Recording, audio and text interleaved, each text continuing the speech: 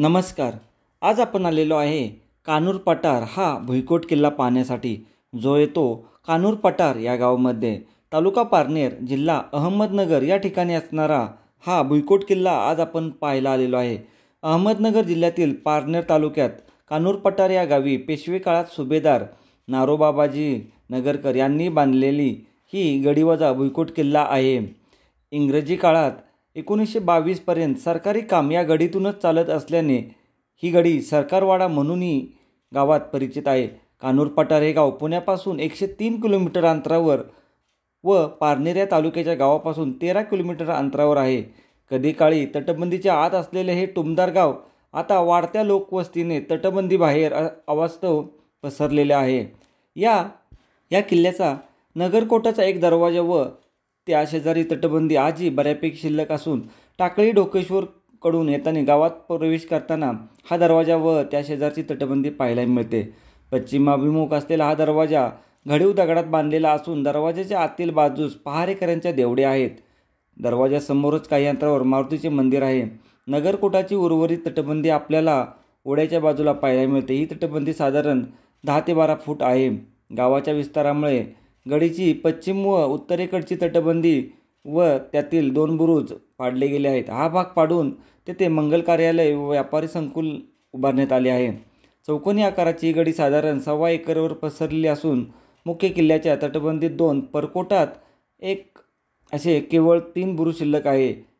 किल्ल्याची तटबंदी ओबडधोबड दगडात बांधलेली असून वरील भागात बांधकामासाठी मातीचे भेंडे वापरलेले आहेत. बुरुजाचे तळातील बांधकाम मात्र घडीव दगडात आहे. मुख्य रस्त्यावरून किल्ल्याची तटबंदी दिसल्यावर किल्ल्यात जाण्यासाठी एक शिल्लक असलेल्या तटबंदीला वळसा घालून जावे लागते. किल्ल्यात प्रवेश करण्यासाठी परकोटात एक व मुख्य किल्ल्याला एक असे 2 दरवाजे आहेत. परकोटाचा पूर्वाभिमुख दरवाजा घडीव दगडात बांधलेला असून त्याचे वरील बांधकाम विटांनी केलेले आहे. त्यात बंदुकीचा मारा करण्यासाठी जंग्या बांधलेल्या आहेत. परकोटाच्या दरवाजाचे लाकडी दार आजही शिल्लक असून त्यात दिंडी दरवाजा आहे. या दरवाजाने परकोटात प्रवेश केला असता समोरच बालाजी मंदिर पाहायला मिळते. या मंदिरात असलेली मूर्ती नारोबाबाजी यांनी लढाईसाठी कर्नाटकात गेले असता आणल्याचे सांगितले जाते. परकोटाचा हा भाग मुख्य दरवाजाला संरक्षण देण्यासाठी बांधलेला असून परकोटाच्या भिंतीत एक लहान बुरुज बांधलेला आहे. परकोटाच्या या भागात कधी काळी घोड्याच्या पागा होत्या. गडीचा आतील मुख्य दरवाजा उत्तराभिमुख असून घडीव दगडात बांधलेला आहे. दरवाजाच्या दर्शनी भागात कमानीवर 2 उठावदार कमळे कोरलेले असून माथ्यावर विटांनी नक्षीकाम केलेले आहे.